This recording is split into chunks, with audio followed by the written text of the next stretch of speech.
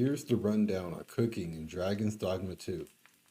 I've been in the restaurant business for over a decade and played different video games my whole life. I would love to explain, review, share my knowledge over food in different games. Dragon's Dogma 2 is a single-player action RPG released in 2024 for PC and console. You play as a hero, chosen by a dragon, venturing through a fantasy open world, fighting monsters and completing quests. You're aided by AI companions called pawns, making it feel like you're on a party and you're really having an adventure. After fighting goblins and griffins, you're going to need to heal at a campfire to regenerate some of the health bar you lost. You'll need raw meat to cook. These can be scavenged from slain beasts. You'll also need a camping kit purchased from vendors. These are basic supplies if you want your gourmet health buff. But once you have these two items, you are now ready to cook. But you still need to find a campfire, which are scattered around the world. You will see one in the distance marked by smoke. So once you go to your camp and set up, you can go down to the small table with the meat near the fire.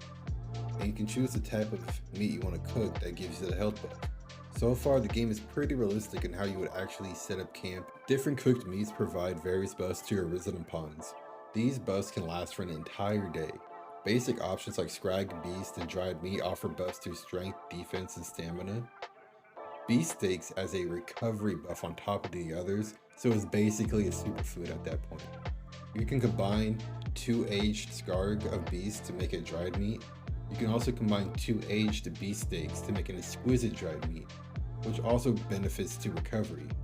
This game allows you to age your meat in storage for a day or two to enhance the buffs it provides. Now, dry aging is post-mortem treatment of beef designed primarily to intensify the flavor, with a secondary benefit for promoting tenderness caused by enzymes and microbes. Basically a controlled decomposition.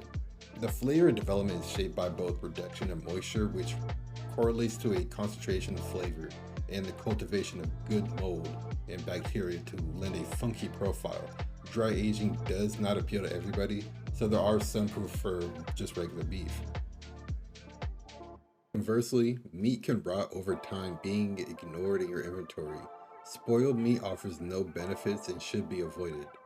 Different items have different decay rates, with flowers, vegetables, eggs, and meat taking 3 days to decay, fish taking 2 days to decay.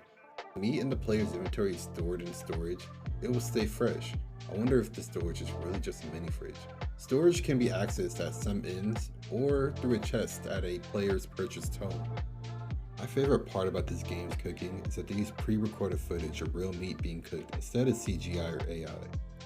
I noticed the lamb chop in the video changes by the quality of the meat you chose, so it's not the same video every time. That means they purposely aged and spoiled food to give you a true representation of what that looks like. I think that's really cool.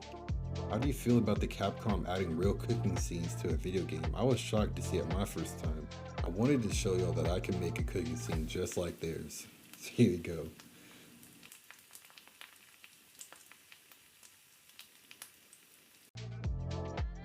Monster Hunter series has cooking scenes with cats that usually have a lot going on behind the line, and bring a sense of charm to have cats cook your food for you that I enjoy, and hope they don't replace a Monster Hunter World coming soon. But if they do find a way to add real food scenes as well, it could be perfect. So if you like these kind of videos moving forward for me, like, subscribe, and comment, and let me know if you learned something today. Appreciate everybody that made it to the end. Peace out. And his name is John C.